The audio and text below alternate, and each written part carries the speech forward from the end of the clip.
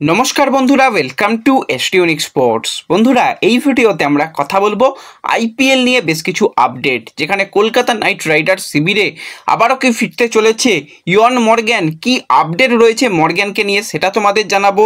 Sanju Samsung, তাকে পেতে কোন কোন দলরা ঝাঁপিয়েছে, কারা রেসে এগিয়ে রয়েছে, ঈশান কিষানি কি আসতে চলেছে কেকেআর শিবিরে, সমস্তটা নিয়েই আলোচনা রয়েছে এই ভিডিওতে।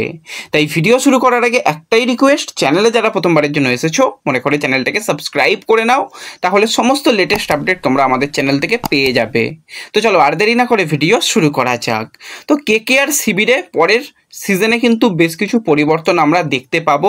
প্রথম যেটা পরিবর্তন দেখতে পারবো যে চন্দ্রকান্ত পণ্ডিত, তার কিন্তু অধ্যায় শেষ হয়ে গেছে, তাকে আর নতুন করে কোচ হিসাবে নাইট বাহিনী দেখছে না। সেই জায়গাতে কিন্তু তারা নতুন কোচ আনতে চলেছে। তো নতুন কোচেদের মধ্যে কথা বললে সবাই যেই প্লেয়ারকে চাইবে, যেই কোচকে চাইবে, যাকে আনলে কেকেআর অবশ্যই সাকসেসফুল হবে, সেটা হচ্ছে ইয়ন মর্গ্যান। তো মর্গ্যান কিন্তু দীর্ঘদিন ধরেই কেকেআরে ছিল। 2020-21 সিজনে আমরা দেখেছিলাম দুর্দান্ত সে খেলেছিল। তার পরবর্তী সময় 2021 সিজনটাতেও ভালো করেছিল। তার আগেও কিন্তু 2011 এবং 2013 সিজনে কিন্তু কেকেআরের হয়ে খেলার অভিজ্ঞতা রয়েছে।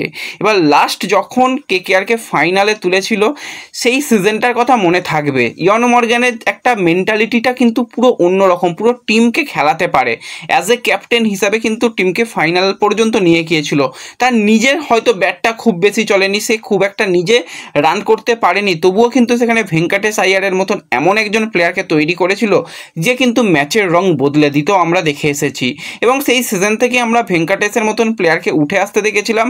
পরবর্তী সময় ভেঙ্কটেশের এখন দাম আকাশ ছুঁই 24 কোটি টাকায় চলে গেছে। তো সেই জায়গায় এক্সপিরিয়েন্স কোচ হিসাবে কিন্তু অবশ্যই ইয়ন মর্গ্যান ফার্স্ট অপশান হিসাবে রয়েছে। এছাড়া আরও বেশ কিছু কোচের সঙ্গেও কথাবার্তা চলছে। তো সেক্ষেত্রে বেশ কিছু জায়গা থেকে রিপোর্টটা এরকমও বেরিয়ে আসছে, ইয়ন মর্গ্যানই হতে চলেছে কেকেআরের পরবর্তী কোচ। কথাবার্তা অনেকটাই নাকি এগিয়ে গেছে।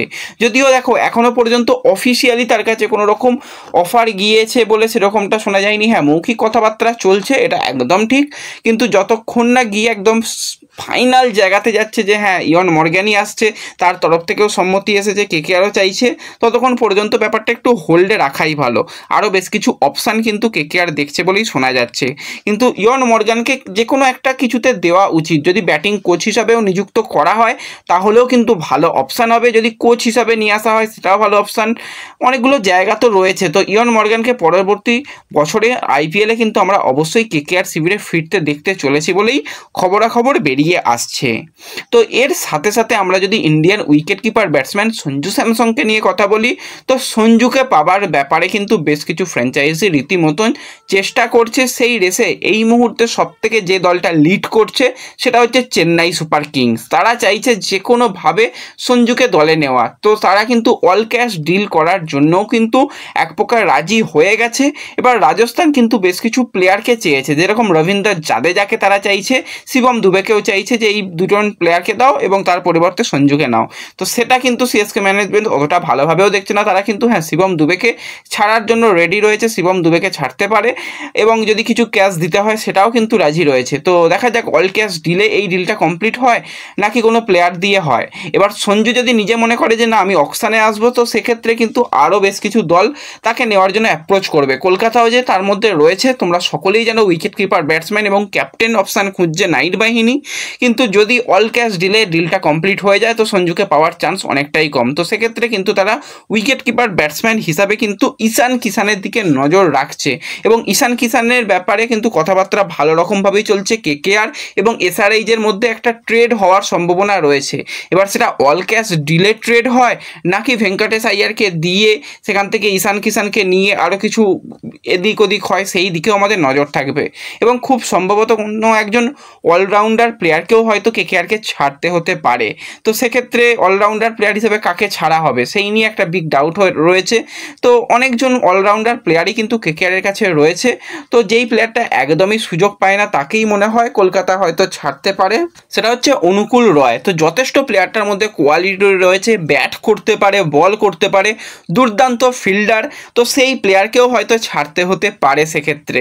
তো দেখা যাক, এই দিকেও আমাদের নজর থাকবে যে কোন প্লেয়ারকে ছেড়ে ঈশান ঈশান কিষানকে নিতে চলেছে, সেই দিকে অবশ্যই নজর থাকবে। এবং ঈশান কিষান যেরকম ব্যাটসম্যান, কেকেআরের জন্য কিন্তু দারুণ একটা অপশান হতে চলেছে। ইডেনের মতন মাঠ তার জন্য কিন্তু একদম সেরা। এই মাঠে, ছোটোখাটো মাঠ, এই মাঠে কিন্তু সে ঝোড়ো ইনিংস খেলতে পারবে। তাকে কিন্তু ওপেনার হিসাবেও ব্যবহার করা, উইকেট কিপার অপশান তো সে ডেফিনেটলি দিয়ে দিচ্ছে। এছাড়া নাম্বার 3, নাম্বার 4-এও সে খেলে দিতে পারে, স্পিনটা খেলতে পারে ভালো।